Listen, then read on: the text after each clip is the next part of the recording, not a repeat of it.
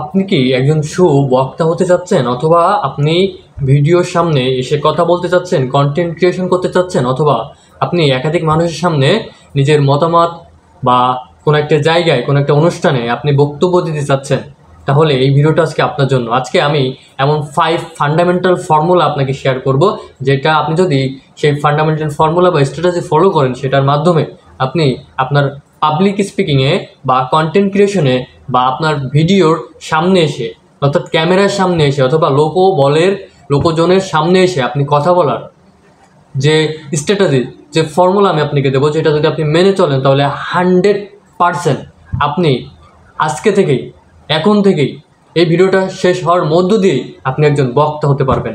So একজন public speaking হওয়ার ক্ষেত্রে প্রথমে যে বিষয়টা মাস্ট বি আপনাকে মেনে চলতে হবে সেটা হচ্ছে প্রস্তুতি, প্রিপারেশন।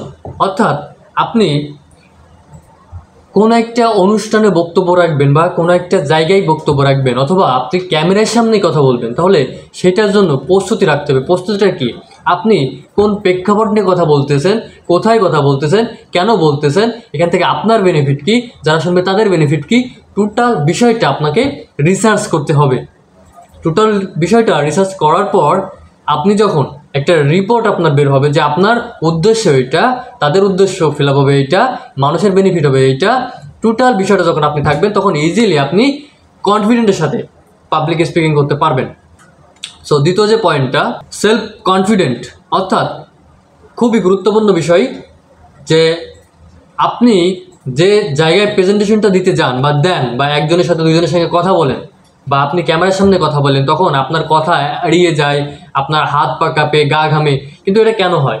কারণ পূর্ববর্তী আপনার কোনো অভিজ্ঞতা নাই, এবং আপনি এই যে কি বিষয়ে কথা বলবেন সেটা সম্পর্কিত আপনার কোনো স্পেসিফিক আপনার কাছে নিয়ম নাই বা কারণ নাই। সেটার কারণেই কিন্তু আপনার এই কনফিডেন্স লো হয়। সো আমি প্রথম আপনাকে একটা মজার গল্প বলি। আমি যখন ফার্স্ট আমার লাইফের প্রেজেন্টেশনটা দিই কোনো একটা জায়গায়, সো প্রথম প্রেজেন্টেশনের প্রথমে আমি খুব হিরো হিসেবে ওইখানে যাই এবং ফাটাই দেবো এমন একটা মেন্টালিটি নিয়ে যে এটা কোনো ব্যাপারই না। সো যখন যাওয়া হয় এবং কথা বলা হয়, তখন সালামটা দেওয়ার পর আমার অবস্থা পুরো নাজেহাল। আমি তো কোনো কথাবার্তা বলতে পারতেছি না, আমার গা হাত অটোমেটিকলি কাঁপতেছে, পা কাঁপতেছে, এবং গা দিয়ে শীতের সময়, শীতের সিজনে থাকা সত্ত্বেও আমার গা দিয়ে অটোমেটিকলি গাম বের হচ্ছে অনলি 5 মিনিটের মধ্যেই।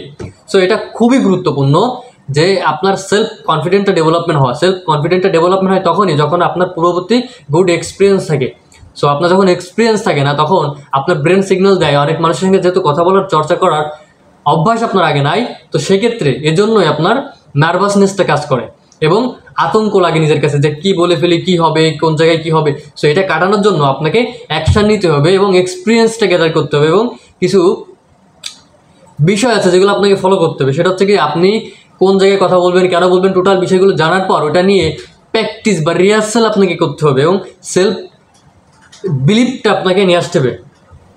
তাহলে আপনি যে কোনো জায়গায়, যে কোনো সিচুয়েশন আপনি বক্তৃতা দিতে পারবেন। তৃতীয় নম্বর যে স্টেপটা, বডি ল্যাঙ্গুয়েজ অ্যান্ড ল্যাঙ্গুয়েজ, অর্থাৎ আপনার বাচনভঙ্গি, আপনার শরীরের ভাষা এবং আপনার ভাষা। অর্থাৎ আপনি যখন কোনো একটা উৎসাহমূলক কথা বলতেছেন, কোনো একটা ইন্সপিরেশনমূলক কথা বলতেছেন, আবার কোনো একটা স্যাড নিউজ আপনি দিচ্ছেন, তখন সেক্ষেত্রে আপনি কোন ভাষাটা ইউজ করতেছেন, কীভাবে প্রেজেন্টেশনটা করতেছেন, এটা খুবই গুরুত্বপূর্ণ। অর্থাৎ অডিয়েন্সের সামনে আপনি যে কথাগুলো বলতেছেন এটা কিভাবে বলতেছেন এবং এটা কিভাবে বলা উচিত। দেখেন, আমি কথা বলছি, আমি কিন্তু কথা বলতেই পারতাম, কিন্তু আমি কেন আমার হাত নাড়াচ্ছি বা আমার ফেসিয়াল এক্সপ্রেশন দিয়ে কেন সাথে সাথে আমি আমার কথাগুলোর টোনালিটি, ভয়েস এবং বডি ল্যাঙ্গুয়েজ কেন চেঞ্জ করতেছি? কারণ এটা মোস্ট ইম্পর্টেন্ট। অর্থাৎ ভার্বাল কমিউনিকেশন, অর্থাৎ শব্দের থেকে নন ভার্বাল কমিউনিকেশন ইফেক্টিভ।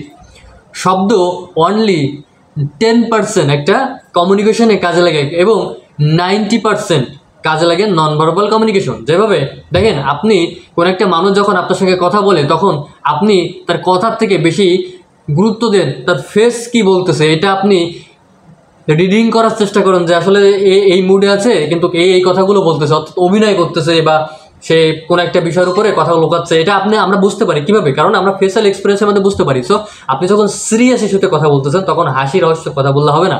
আবার আপনি যখন ফানি রিলেটেড কথা বলতেছেন ওটা সিরিয়াসলিভাবে নিলেও, সিরিয়াসলিভাবে উপস্থাপন করলেও ওটা আপনার সঠিকভাবে উপস্থাপনটা হবে না।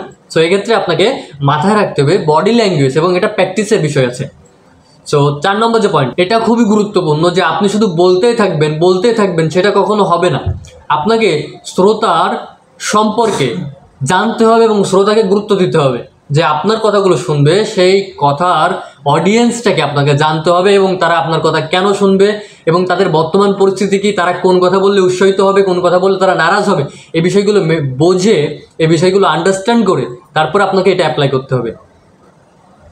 তা না হলে দেখেন কি হবে, আপনি কথা বলতে আসেন কিন্তু আপনার শ্রোতা আপনার দিকে মনোযোগী হবে না এবং আপনার শ্রোতা আপনার কথাগুলো সঠিকভাবে নিতে পারবে না এবং সে নিবে না, কারণ তার গিল্টি ফিল হবে। অর্থাৎ একটা মানুষ, আপনি আমার কথাগুলো কেন শুনবেন, বা একটা মানুষ একটা মানুষের কথা তা কেন শুনে, এই কারণে শুনে না যে সে কথা বলতেছে, এই কারণে শুনে যে তার এই কথাটা দরকার বা তার এই কথাটা কাজ আছে, এই কারণে শোনে। অর্থাৎ আমি যতই আপনাকে কথা বলি আপনি কোনো কথাই নেবেন না, আপনি সেই কথাটাই নেবেন যে কথাটা আপনার দরকার।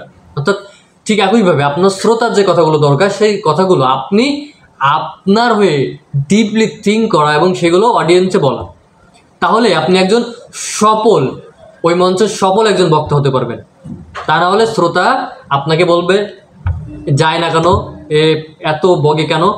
সো যেভাবে আমরা স্কুলে আমাদের টিচারদেরকে, কোনো একটা টিচারকে আমরা খুব ভালোবাসতাম এবং কোনো একটা টিচার আসলেই আমরা ক্লাস থেকে বের হয়ে যেতাম, রাইট?